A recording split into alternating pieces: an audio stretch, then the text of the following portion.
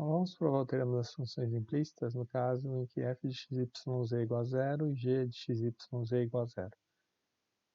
Então, aqui no caso corresponde a pegar essa superfície de nível 0 de f, essa superfície de nível 0 de g e ver o que acontece com a intersecção das duas.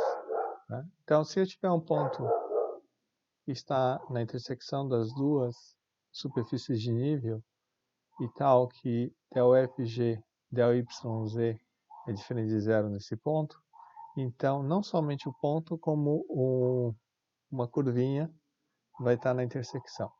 Essa curvinha vai ser dada então, você vai achar o intervalo I contendo o ponto x0, onde o y vai ser parametrizado como yx, o z como zx, de classe C1, e de forma então que todos os pontos x, yx, zx também estão na intersecção das duas curvas de nível. E o ponto x0, y0, z0 também vai estar na imagem dessa curva. E a derivada de y em relação a x e z em relação a x é dado por essa fórmula aqui. Né? Então, dy dx é menos del fg del xz sobre del fg del yz, e dz dx é menos del fg del yx sobre del fg del yz. Aqui então são determinantes calculados no ponto x, y, x e x. E del fg, del xz são então o primeiro aqui, o f, ele fica na primeira linha. O g, que está na segunda aqui, vai ficar na segunda linha. O x que está aqui em primeiro, aqui embaixo, ele fica na primeira coluna. E o z, que está em segundo aqui, vai ficar na segunda coluna. Aí você toma o determinante. Então, para provar isso aqui, a gente vai aplicar as teoremas da função implícita que já foram vistas anteriormente.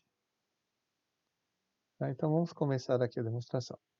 Então, como o del fg, del yz de x0, y0, z0 é diferente de zero por hipótese, e f e g são de classe C1, temos que bom, então,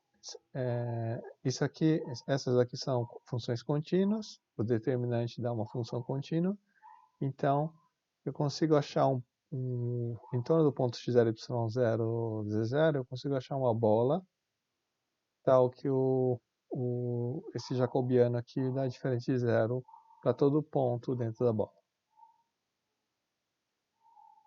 Além disso, bom, eu sei que então o del f, esse determinante dá del f del y vezes del g del z menos del f del z vezes del g del y.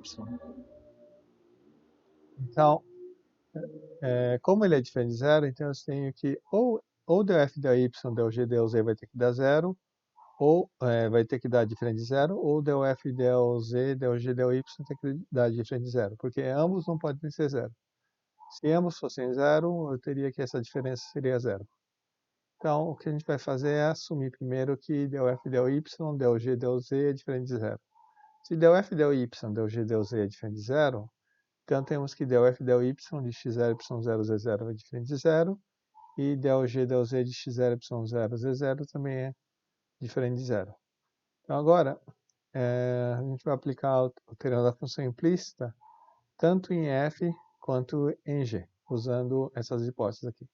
Então, eu tenho aqui, como del f del y é diferente de zero aqui, então eu consigo escrever o y em função de x e z. E como del g del z é diferente de zero, eu consigo escrever o z em função de x0 e y0. É o que é feito aqui. Então, você tem acha uma f, z aqui, para esse caso. Né? Então, tal que f de x z é zero. E depois, o f diferenciável, de classe 1, aliás. E também é a mesma coisa. Agora, aplicando o teorema para G, você acha uma função de classe C1, tal que o x0, y0 está em dz, e o g de x0, y0 é z0, e o g de xy é zero. Então, resumindo, temos isso daqui, né? Você vai achar uma bola, você consegue escrever x, f de x, z como o gráfico de uma função em xz, e consegue escrever os pontos na superfície de zero, próximo do ponto x0, y0, z0, você consegue escrever como o gráfico de uma função em xy. Então, o que a gente quer é tomar a intersecção dos dois. Então, para fazer a intersecção, achar pontos da intersecção, a gente vai definir essa função h aqui, h de xy igual a f de x, g de xy menos y. Basicamente, o que a gente está fazendo é igualar esses pontos aqui. Tá? Então, eu quero, se o ponto está nesse gráfico e nesse gráfico aqui, então o z vai ter que ser g de xy. Então, a gente vai escrever isso aqui, depois daqui a gente vai concluir, escrever que o y é uma função, posso escrever y como uma função de x. Então, a curva de nível zero dessa daqui é justamente os pontos onde f de x, g de xy vai ser y. Então, a gente vai usar, na verdade, essa relação aqui, né? Junto com essa aqui. Então, a h, ela vai estar definida para todo xy pertencente a dz, né? Para isso aqui está definido. E aí depois ele tem que estar no domínio da f para eu poder calcular isso aqui, né? O x, g de xy tem que estar no domínio de f. Então ele tem que estar em dy. Então, então agora com isso dá para ver que o x0, y0 está no domínio da h, porque g de x0, y0 é z0, x0, z0 está em dy, né? Então, eu tenho pelo menos o ponto que a gente precisa já está lá realmente. Agora eu preciso provar que para poder aplicar o teorema da função inversa no caso de duas variáveis, eu preciso também que o domínio da H é um aberto. Tá? Então, para isso, vamos verificar que os pontos do domínio são abertos. Então, toma um ponto xy pertencente a dz, tal que x, g de xy pertence a dy. Então, quer dizer, isso aqui significa que o ponto xy está no domínio da H. Então, eu posso tomar um epsilon maior que zero, tal que o x menos epsilon, x mais epsilon, cartesiano g de x menos epsilon, g de x mais epsilon, está contido em dy, porque o ponto x, g de xy pertence a dy é aberto, então você consegue um quadrado dentro dessa bola aqui. Tá certo? Agora, toma um delta maior que zero, com delta menor ou igual a epsilon, tal que se a distância entre x' e y' e xy é menor que delta, então a distância entre g de x' e y' e g de xy é menor que epsilon. Isso vale, esse delta existe porque a função g é contínua no ponto xy. Além disso, a gente vai tomar o delta suficientemente pequeno para que a bola de centro do xy em raio delta esteja contida em dz, porque o ponto xy está em dz, então tem uma bola que é centrada nele contida, nesse aberto aqui.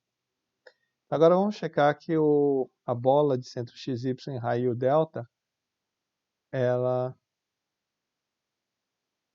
está dentro do domínio da H. Então, primeiro, né, se eu pegar um ponto x' e y' dentro da bola, então a distância entre x', y' e xy é menor do que delta. E com isso eu tenho que o x', y' está em dz, né? Que era isso daqui. E o g de x', y' vai pertencer a g de x menos epsilon, g de x mais epsilon, que é por essa condição aqui. Por isso, e fora isso, temos que o módulo de x' menos x é menor ou igual a norma de x', y' menos xy, que é menor que delta, que é menor ou igual a epsilon. Com isso, o x' pertence a x menos epsilon, x mais epsilon. Então, temos que o ponto x', gx',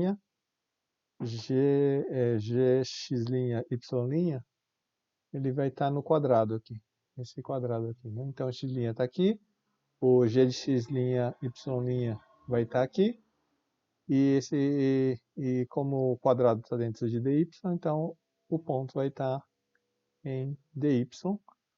Então, com isso, temos que o ponto x', y' está no domínio da H. Então, agora vamos aplicar o teorema da função implícita no aberto onde H está definido. Então, a gente já sabe que H é diferenciável, falta só verificar quanto que vale del H, del Y de x0, y0. Tá certo? Porque eu só posso aplicar o teorema da função implícita no ponto x0, y0 se esse valor for diferente de zero.